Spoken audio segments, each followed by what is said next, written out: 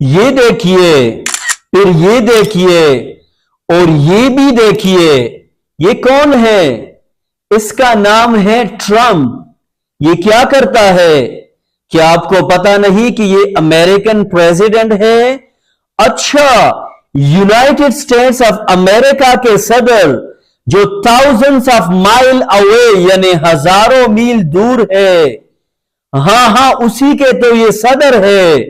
اچھا ابھی سمجھ آیا، لیکن یہ اتنے دور مڈل ایسٹ میں بیٹھ کر سعودی عربیہ میں MBS، UAE میں النہیان اور قطر میں تمیم کے ساتھ کیوں گھوم پھر رہا ہے، جبکہ اس کا گھر تو بہت دور امریکہ میں نہیں ہے؟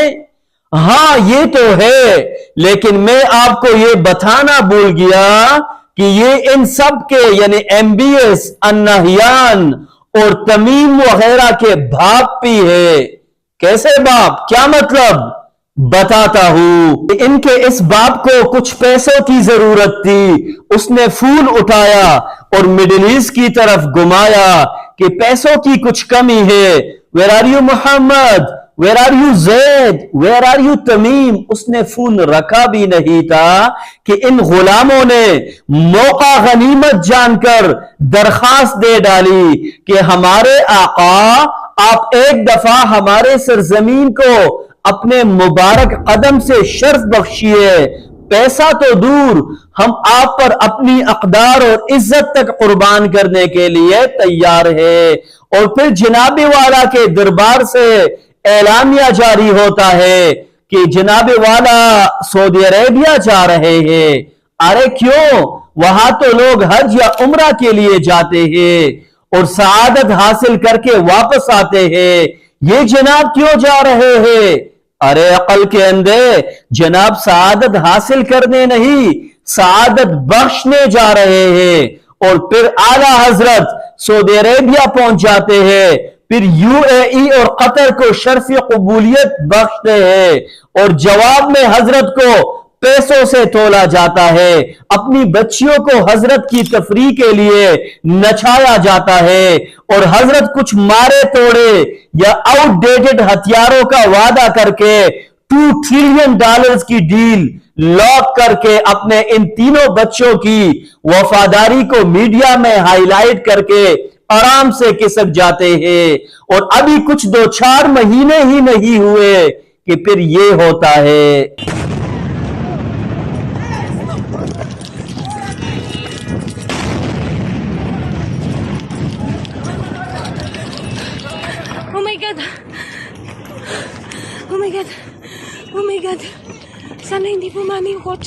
یعنی اسرائیل کا قطری دارالخلافہ دوحہ پر دن دہاڑے جنگی طیاروں سے حملہ کرنا اور اپنی ٹارگٹ کو حاصل کرنے کے لیے اس حد تک جرت کرنا، جس کا رد عمل دنیا کا زبانی جمع خرچ تک مذمت کرنا، اور ان کے وہ باپ جس پر یہ اپنی دولت اور عزت دونوں نچھاور کر رہے تھے، کہ اول تو اسرائیل کو اجازت دینا کہ جہاز لے کر ٹھوکو، اور پھر آ کر یہ کہنا کہ میرے بچوں کے ساتھ اچھا نہیں ہوا، میں اس پر خوش نہیں ہوں۔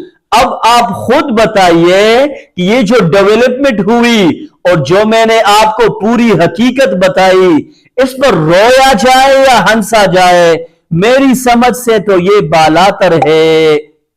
لیکن جو پیغام میں آپ کو دینے جا رہا ہوں وہ بہت ہی اہمیت کا حامل ہے کہ میں اور آپ بطور مسلمان اپنی طاقت، اپنی اسٹرینگتھ، اپنی پرائیڈ کو پہچانے، جو ہے ایمان، جو ہے یقین، جو اللہ کی بتائی ہوئی ایک ایک بات پر 100% نہیں 110% ٹرسٹ ہو، بھروسہ ہو کہ اللہ سبحانہ و تعالی نے جو بتائی ہے وہ اسی طرح ہے۔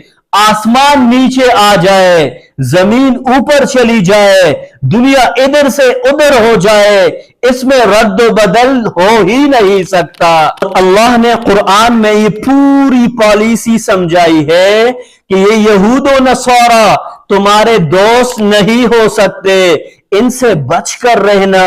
हाँ, तुम इनके साथ कुछ ट्रेड, कुछ बिजनेस लिमिटेड कर सकते हो, कुछ हद तक लेन देन कर सकते हो, लेकिन इन पर सब कुछ कुर्बान कर देना, इनको अपने राजो न्याज में शरीक कर लेना और मुसलमान बच्चियों के सरों से दुपट्टे उतारकर इनके सामने पेश करना और नचवाना और अपनी सरजमीन पर इनके नापाक ट्रुप्स को बिठाना और इनको फैसिलिटेट करना, यानी इस हद तक इनके सामने लेट जाना, इसकी तो किसी भी सूरत इजाजत नहीं है।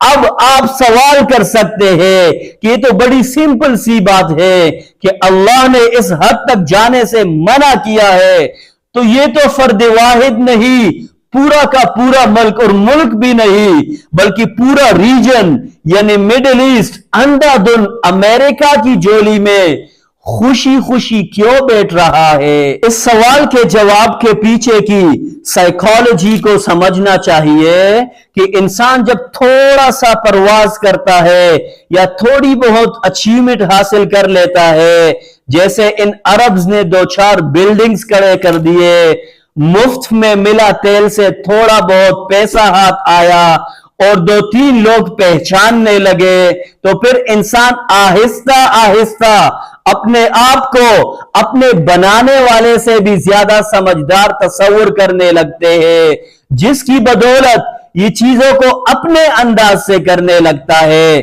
जिसकी वजह से ये न सिर्फ खुद बल्कि अपनी कौम को भी डबो देता है।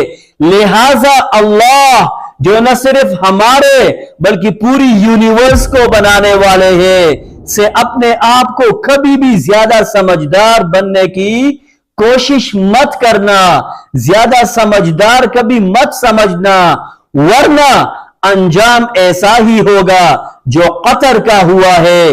और ये यहां सिलसिला रुकने वाला नहीं बल्कि पूरे अरब का ईंट से ईंट बजाने वाले हैं। अल्लाह ताला हमें समझ बूझ अता फरमाए, आमीन।